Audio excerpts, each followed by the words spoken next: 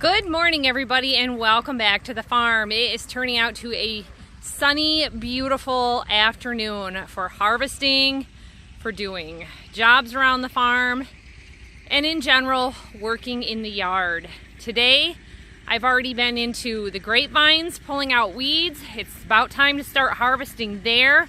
There's some beautiful Concord grapes growing. Dad and George are out tedding the field early this morning, getting us a fourth cutting on the south field. We've been able to do storm cleanup and get any of the branches out of there. We had some breakage in the apple trees. That broken branch cut up and it'll get used for firewood. This tree took quite a bit of damage and there's a lot of apples on there. I've been out here this morning, basically all week, cleaning up apple drops, trying to keep the yard free from yellow jackets. If you don't keep those apples cleaned up, yellow jackets are going to be around. And this is the kids' kind of play yard. You can see the clothesline is there. So I want him to be able to cut this broken branch and that broken branch and another one on the side and one there. And the tree is just very loaded with apples. These are heritage variety apples, and they're not dwarf or semi-dwarf trees. These are full-size trees. So the only way you can get up there is with the orchard ladder and poles with fruit pickers, and that works really good. However, only one of our fruit pickers has an extension on it, so we usually end up leaving a few for the birds. So we're gonna get out the cider press this morning and we're gonna start picking some apples today. So the first job was picking up the yard so that we're not stepping on apples or confusing knocked off apples with drops. So yesterday I had the boys go along here with the lawnmower. Trey took care of it. He's been staying pretty steady back, and I've had this vine growing up for years, and it's usually just been a couple. I think it's called pigeonberry. There's an app you can get for your phone called Google Lens, and you take a picture of an item and it pulls up and shows you what it comes up with. So here's a shot from like texas.gov that I got. So the birds really like them, but this vine can get pretty thick. You see here where the root is? So that grows underground with all these little nodules on it, and it becomes a problem. So my grapevines have been looking pretty bad, and some of my grapes were pretty thin last year, and this kind of overtook it. And because it was growing in the middle of the grapevine or on the edge, it got to be a heck of a thing to try to get to, because the boys stopped mowing like 3 feet out. And I have raspberries popping up. So I'd like to do a little cleanup and relocate these raspberries, because at this time of year, the raspberry and blackberry patch is really hard to navigate. The grass has been kind of let to go between the raspberries, and they're not doing as well. And the blackberries are not the thornless type. I honestly am thinking about cultivating them right out and starting with a thornless variety. However, you don't get as large of a crop from those thornless varieties. At the very least, I think my raspberries have to be moved so that they are not intermingling, because right now I've got just a plethora of raspberries growing in with the blackberries, and they're bad. So you can see here, I just try to grab a hold of one and I pull till it breaks or till I can find the rest of the vine. And sometimes it's hard to do that with the grapes because I'm losing or knocking off some of the grapes. So that's the second job for today, is to come through here. I know the purple grapes are ready. These are white grapes. And there's another variety down on the end. I seem to have about 3 different varieties here. And here's the nice dark purple Concord grapes. And the birds have been out here. I've come through here just on walks, and I end up finding little critters scampering away. So if I don't get them harvested, those yellow jackets start migrating to this area, and it makes it too hard to pick. So you see I got very low maintenance happening on this vine this year. There we go. Beautiful grapes. So it's a nice job to do on a day like today. It's not too hot. It's supposed to be in the low 70s. And these just smell beautiful. Look at that. They're nice and sweet. with just a little bit of tart. Might look up some grape desserts to make. And then it never just ends with yard work there. I've got little volunteer shoots coming up at the bottom of my cherry trees. That's from the rootstock, which I found out usually is plum or pear. And we don't want that growth going into that. So we're gonna go around and check all our trees. This one, since new, has always done it. And every time I cut it, it just comes back worse. George is having a great time with Dad.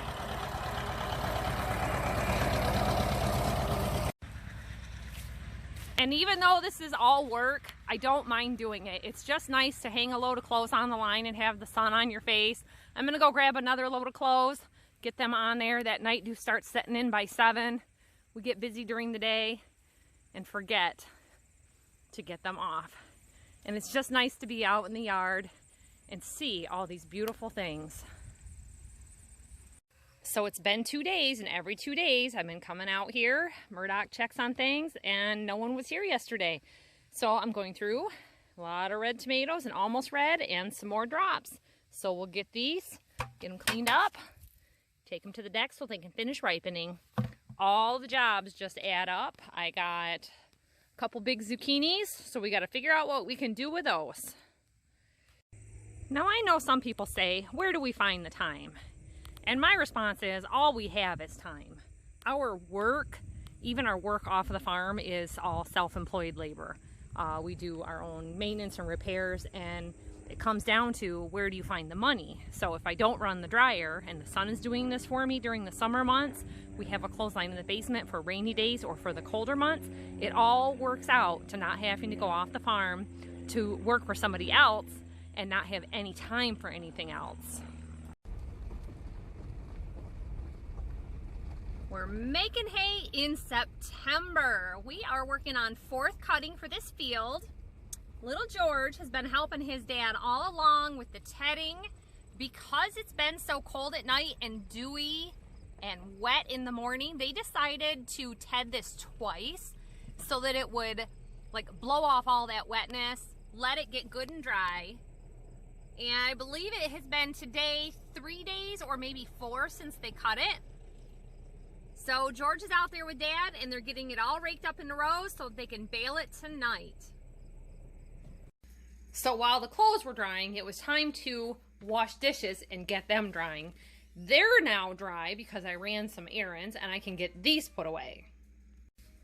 So part of the picking up supplies was picking up flour. I buy the unbleached flour, and I used to always get this at Gordon's. The only difference is this was a little less elastic in making the bread, but this is $2.39 a bag for all-purpose flour that is unbleached. I was buying King Arthur's flour, and it was about $8 a bag, $8.99 a bag for, I think, a 10-pound bag. So this is working out pretty good. So now I just have to transfer it to a storage bucket, and we use these, I think it's Mylar bags with a decantescent pouch. It looks like I need a new one in there that helps absorb any moisture so that you can keep them in the basement instead of just straight in a bucket.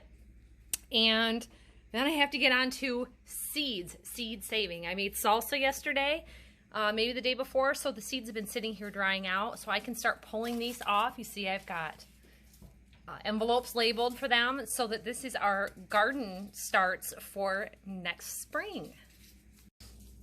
And you know, some people say it's too much to do in a day. How can you get everything done? There are 5 kids in this house, and we all try to help in any way we can. And some days it's more or less than others. This has been a week that some people have been getting over a little bit of a cold in the house and maybe a little less energy. We had some out-of-town things to have to do. So you just get some days a little bit done more than others. This is like a normal day in the life for me, running to town, shipping things on Etsy and things like that. Speaking of which, if there's things that you need to decorate your home for fall, the holidays will be here before you know it, keep checking that link at our channel about page, because we have been having some Etsy sales. Etsy has been having separate sales, and they will let you double stack those sales to save some money and give you a head start in your holiday shopping and in your home decor situation that you're doing. Lots of neat porch decorations with old vintage farm cans and things like that like to be done up on porches. Really nice things to do. So I'm going to fill my flour, sort my seeds, and get back outside. So back to the outside is I ended up picking 2 buckets of tomatoes, and you can see a lot of them were not intentionally picked. They were just dropping off because the tomato vines or the tomato plants are dying back. So I just leave these out here in a single row. If I get a broken one like that, we'll discard that, give it to the chickens, and let these green up.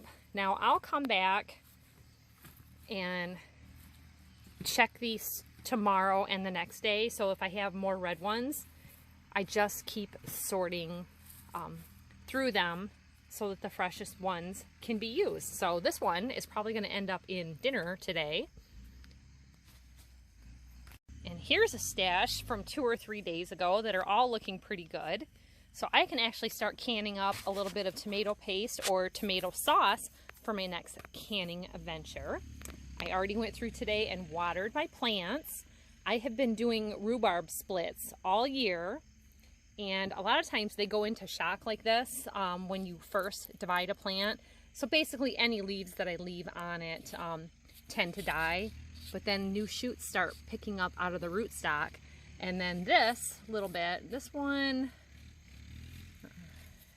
may put up a shoot still, but I just keep taking off the dead stuff. And then lo and behold, another little shoot comes up. So after I give them a little bit of time, see, like this is a leaf that didn't die off. I keep them nice and moist. These will be getting a manure tea in the next day or 2. So we'll be getting that ready. You just get some manure from the cows, pigs, whatever, put it in the water. This one looks like it might need some holes. It has holes, but it's just looking a bit wet and a little bit droopy on that one. So they do really good. We sell them locally. You can sell them at farmers markets, things like that. Our Family Farm and Home and Tractor Supply have been having direct sales where you can bring plants and animals to the parking lots on some Saturdays. And you can sell these off for like $5 a piece. And it works really good. Take a handful of chickens, honey, maple syrup, anything you can. And these are parts for my old cider press. If you want to watch cider pressing, we're going to be having a video coming up. But if you look in our homesteading section of our channel, this is an old cider press, and I think it's called the Handy Cider Press. That goes in there on top. This ring sets on top of this board. You can see this is real shiny. I had hairline cracks in it, so I re-glued it, and then I covered it in several layers of a food safe varnish that I use for my kitchen countertop so that it would be sealed, and then I could stop having any leaking on my floor. So the juice goes into this channel and out here and then into a 5-gallon bucket waiting on the floor. So we're going to be getting to apple picking here in just a bit. We've been having a good harvest. We've already done all the purple grapes. Now we're doing the green or white grapes. And there's another variety down here. If you know what they are, leave a comment down below, because I'm not sure what this is. They look green, but then they're turning this purplish color. And they are sour still. The rest are all sweet. And I know that this variety is always a little later. And that's the trouble when you buy property with things that no stakes, no marks, nobody knows, and they've been left for a long time. Don't torment him. Yeah. So we are at a half a bushel of peaches, a half a bushel of purple grapes, and now a half a bushel of these. And we still have a little ways to go. What you got? Nice job, honey. We find it's a lot easier to cut them than try to pick them, because when you're pulling and yanking down, you tend to lose a lot of grapes. So this way you're cradling it in your hand and cutting with your opposite hand. And then we have less loss. There's enough on the ground already for the wild animals. Cake was on the ground. Yeah. I did find something got out of hand here. Got some poison ivy growing right here. And that's no good. So this is what our work has rewarded us with today. We've gotten about a half a bushel of apples, almost a half a bushel of peaches, half a bushel or more of purple grapes, and more than a half a bushel of the white or green grapes. So we worked hard during the day. We harvested what we could. We're going to get back to some outside jobs. Tomorrow is supposed to be a rain day, and that's why we want to have all of this harvested and ready. I've been setting up the cider press during the week, getting it washed, oiled, and ready to go. This is going to be a big, fun job for the family to work on. We are going to be making grape juice, probably putting some up for some grape jelly, different things like that. We were just talking about peach cobbler. I've never in my life had peach pie. And these are the things that we want to be doing. Honey makes a great syrup, maple syrup, instead of putting in that sugar. Normally, if I buy canned fruit at the store, we are going for the canned in its own juice instead of fruit. And at, $2.50, $3 for the big jar of peaches or big can of peaches, this is definitely something that I'd like to be doing. So we're going to be cleaning these up, peeling the skins off in the morning, and these are just jobs that we can do all day during that rainy day. Then we can just have the windows open and enjoy the cool smell of the rain and the breeze and get everything done. And we're prepping and preparing in our homestead kitchen for the winter. So I'm gonna get back outside and we'll see what else is going on. So one of the first things I have to do before we can start picking apples is wash up our 5-gallon buckets. We use these for everything. They start out as maple syrup buckets, or maybe they're already repurposed from something else. Some of these are empty paint buckets, so they're not food grade. But to throw apples in for a couple of minutes just to pick apples, it's fine. I've got some vintage canvas bags that go over your shoulder for getting up high in the tree. That works really good for that purpose. This works really good to use the apple picker stick or just to pick from the ground. So I've got them all sitting soaking with bleach, a little bit filled with water, and I use these scrub brushes. We have a short one and a long one, and we buy these for cleaning out stock tanks, anything. They work for the car, just all kinds of general cleaning, and they're a soft bristle brush. So clean these all up, get them bleached, and then we can start picking apples. That's the main thing, is that because we're working with food, we're working with something for our family and something we're going to preserve, we want to start with clean surfaces. So the cider press has been cleaned and disinfected. The apple crusher, we've got a grinder wheel. That's all been cleaned and disinfected and let sit to dry for a day or two. So there's no mustiness or anything like that. And then use a good food grade oil or grease, even olive oil will get the job done. So this is what's next, and then we're gonna start picking apples, getting out our apple picking supplies. You can hear the tractor running in the background. Dad's out there making hay. We're all busy. There's all jobs to do before it rains. Where's the smallest one? That's the smallest one. Okay. So you can get these apple pickers on Amazon, eBay, whatever. And I think I ended up ordering a 3-pack of these. And then I just went to Menards and I got broomstick poles. See? And if you had something already, that would work too. But that's the size of the handle. On this one, I actually picked this up. Some online company, I don't remember. I think it's the company that has the cider presses for sale. But all it is, see here, is a coupler, and they join together. But I'll tell you a trick about this that we learned last year. You have to cover up these wing nuts because you rip your hand open from sliding up and down. And when they originally came, each one of them had a little foam pad that went inside, similar to what you get when you get car wax, and that helps keep the fruit from hitting the top of the stick right here. So if you just recess that down a little bit, you don't need that. And in storage, these end up getting damaged from whatever critters are wintering in your shed. Georgie is a great helper. He's the only one that showed up to help right now.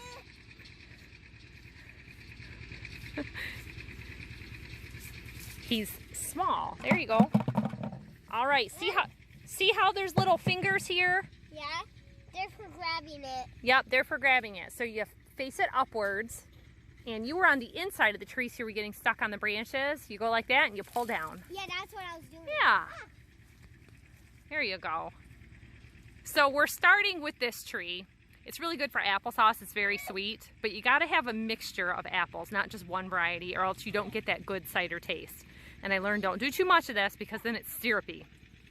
But I'm starting with this tree because it's heavily bowed over and most of the fruit is on this side. So to prevent some more limbs from breaking, we're gonna cut these back quite a bit over the winter when they're dormant. You don't wanna do it during an off season. But I lost a big branch off of this tree during the storm, and we're wanting to cut back, and there's some die off there. This is a northern spy, and it does great fruit for pies. Nice and tart. Good for cider too, all purpose, but they stay together when you're baking. Some of these others, we don't know what the variety is. They fall apart, so they're good for applesauce. You just have to play with your orchard fruit and see what it's gonna do till you get accustomed to it. Yeah, so we're gonna get this picked. We're gonna try to get at least 2 buckets so that we can enjoy cider tomorrow. I'd like to get 4 or 5 or 6 if I can get some guys to show up. But like I said before, it can seem like a lot of work if you're trying to do it all. I know you could hear it in the background, so I thought I'd show ya. My husband's out there working on his hayfield. His automatic tie-off thing is out of service, so he has to actually hook up his battery to the baler wires for tying it off. So that's kind of an inconvenience, but we're getting by with it.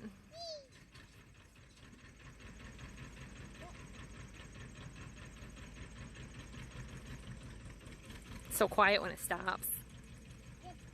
Very nice. So what do you think? He thought that with what he got in the third cutting in some other areas, that he might get 4 bales from here. I believe he said he got 6 last time. And it's 4 acres. So how many do you think he's gonna get?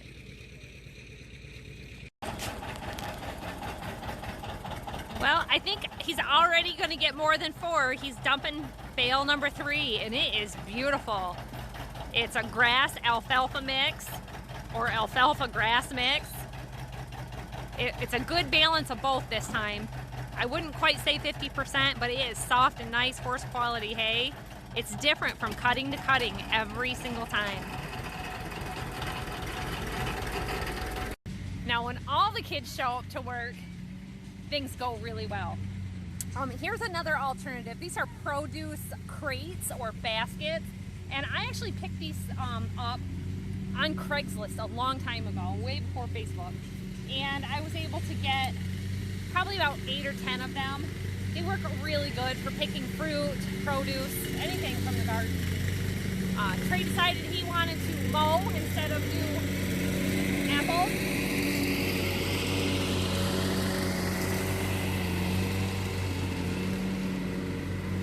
Trey decided he wanted to mow instead of picking apples. Burdoc's over there.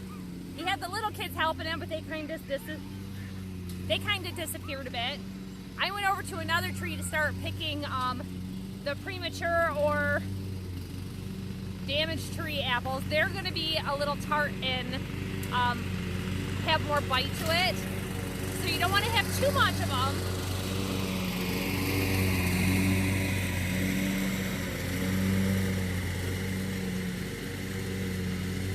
But it looks like right now Murdoch's got about 3 buckets full from the really sweet tree. I think this might be Macintosh. I'm not really sure. They've got that signature green and red with a nice white fleshy in the middle. But this one over here does too. And they're different in your home orchard than what you would expect at like the grocery store. So I'm going to show you a trick I learned this year. So if you're not sure if your apples are ready to pick, Looking at the drops on the ground is one way to know. See how I'm slicing this apple through the center? You can slice it any way you want, but this is a good show. See, like right here, I'm more on the top. I can't really see it.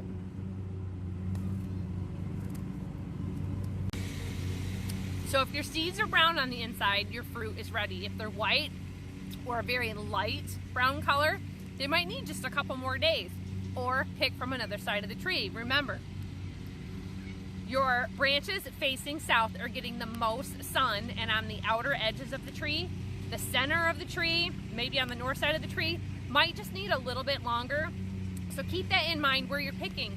All of our broken branches are all on the south side, where they've gotten the most sun, the fruit is the largest, and really the healthiest sides of the trees also. So it was kind of bad to have that storm damage happen there. We're working on it. So you can see how on this tree, on the south side, it's real heavily fruited. We don't thin our fruit. We also didn't thin our trees. They're just let to grow. Jack showed up and he's gonna help. This is the last one we gotta pick. I think we got 6 5-gallon buckets right now, and we're filling up this fruit crate. So we'll have a good variety. I had a snack of that cut apple. It was so delicious. One of the most rewarding things you can do is sit there enjoying an apple under a tree. The best, most enjoyable thing past that is maybe that you planted the tree. Now we've planted, like this tree here has fruit for the 2nd year in a row, and the one past it. Even a pear tree that I just planted this year is got a handful of fruit on it. So we try to do a mix of everything. Remember that they need cross-pollinators, so you need more than one apple tree or different varieties. And the other thing is, start your orchard now, because we planted an apple tree probably 15 years ago or more, and in the last 3 years it's actually producing enough fruit that we're getting some beyond just the deer taking it. Well, he did double what he thought. He got 8 bales. That's really good. That's only been about maybe 4 weeks of growth, but we had some hot, humid days, so it just had some good growing conditions.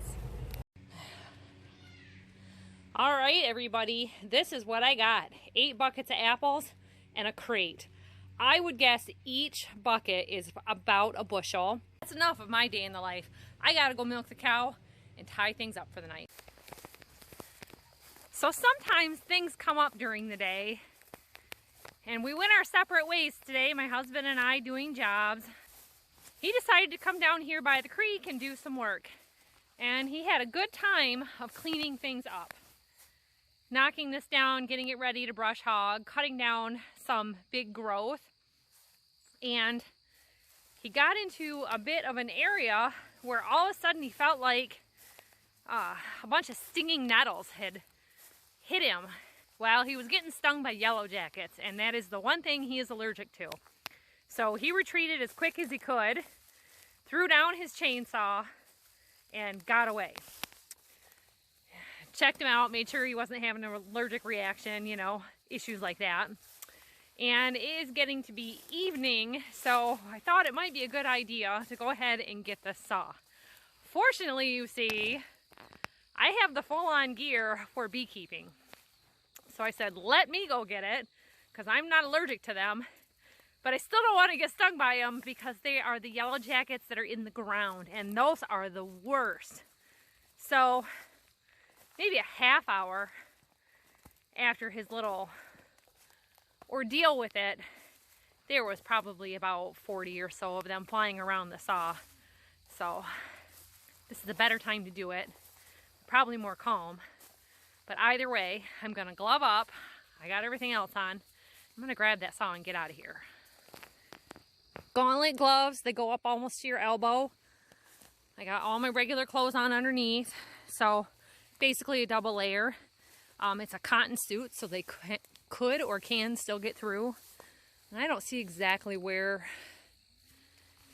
their hole is, but he said the saw is basically right on top, and I'm not seeing any activity. But I'd rather get on the other side of that handle. Now, I'm using caution because when you get into hornet's nest and whatnot, you don't know how they're going to act. And they'll follow you.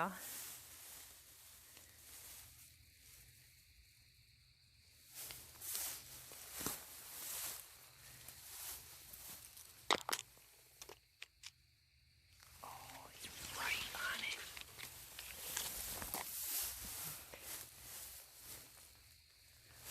All right, I got it. Now, tell you a thing about any kind of these hornets, wasps, and bees. They put off what's called an alarm pheromone. It's still quiet. Just one came out when I was getting to the saw. That's why I thought I better get quiet. So you can see he was a long ways from the house, and he had the backhoe out here. So he had to actually take off down that way to the other side of the fence and up to the house to find me. And that's why the creek is right down here. You don't bring kids down here to do these kinds of jobs because you don't know when you're going to find a snake, a hornet's nest, or a wild animal. So a day in the life can change from minute to minute or hour to hour. Things kind of got quieted down in our house after that. So we had dinner, we started shutting things down and cleaning up. So now the rest of the evening is up to me, and I probably only got about a half an hour, maybe an hour left of daylight. But I still got to get to the cows, feed them, milk her, and put the chickens in. And then wash everything up for the day. So I get through it by sleeping well, by resting. I know when to stop. I don't always push so hard. We did everything we could today. So join us back in the next video. We'll see you next time. And we're going to be pressing some grape juice and some cider. We'll see you then. Bye-bye.